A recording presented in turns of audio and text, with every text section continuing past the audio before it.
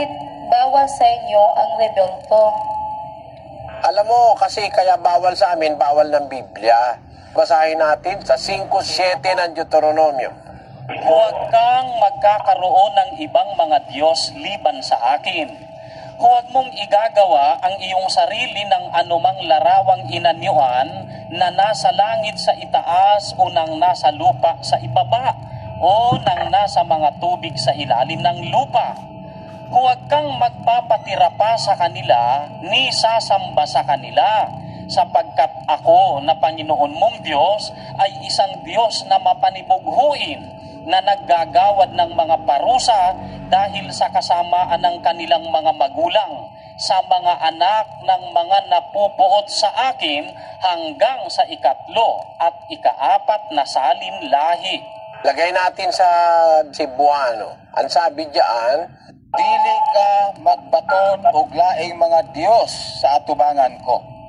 Dili ka magbuhat alang kanimo og linilok nga larawan, ni sa bisan unsa nga dagway sa bisan unsa nga butang, nga atua sa ibabaw sa langit, kung sa ilalom sa yuta, kung sa tubig sa ilalom sa yuta.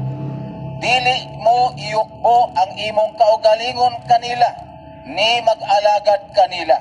Kay ako ang Ginoo nga imong Dios, mao ang Dios nga abughuan, nga nagaduaw sa pagkadautan sa mga amahan, sa ibabaw sa mga anak, o sa ibabaw sa 3 o 4 nga kaliwatan sa mga nagadumot kanako. ayan, maliwanag yan na dili ka magbuhat. Ang sabi doon sa 5:8. Dili ka magbuhat alang kanimo, ug linilok nga larawan, ni sa bisan unsa nga dagway, sa bisan unsa nga puta nga atua sa ibabaw sa langit, kun sa ilalom sa yuta, kun sa tubig sa ilalom sa yuta. Dili ka magbuhat.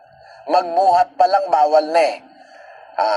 Gumawa pa lang bawal na ng larawang inanyuan. At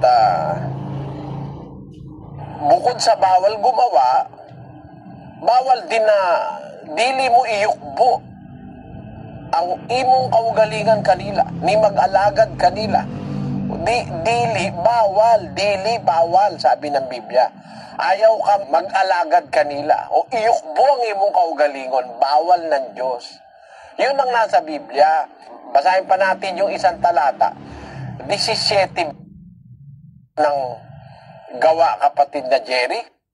Usa kay kita kaliwat sa Dios, dili angay nga maghuna-huna kita, nga ang pagka-Dios sama sa bulawan, kun sa salapi, kun sa bato, nga kinulit tungod sa kabatid o paglalang sa mga tao. Ang liwanag niya, that's very clear.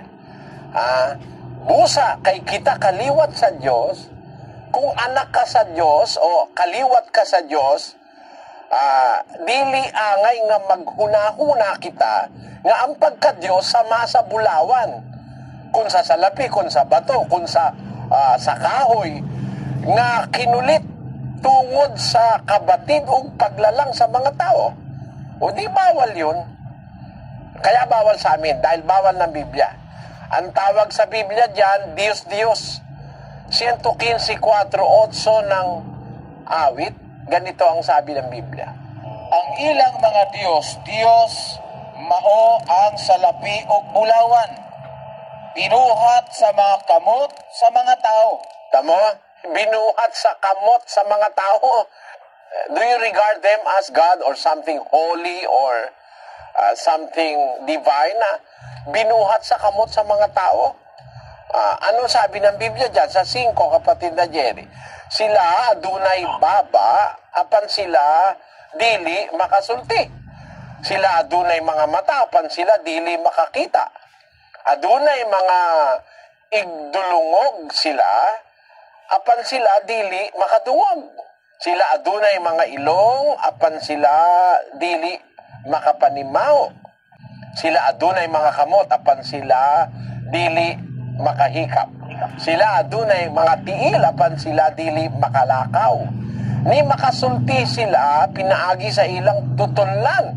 Yan ang sabi sa Biblia. Kaya bawal yan eh. Mas mabuti ka pa nga dyan eh.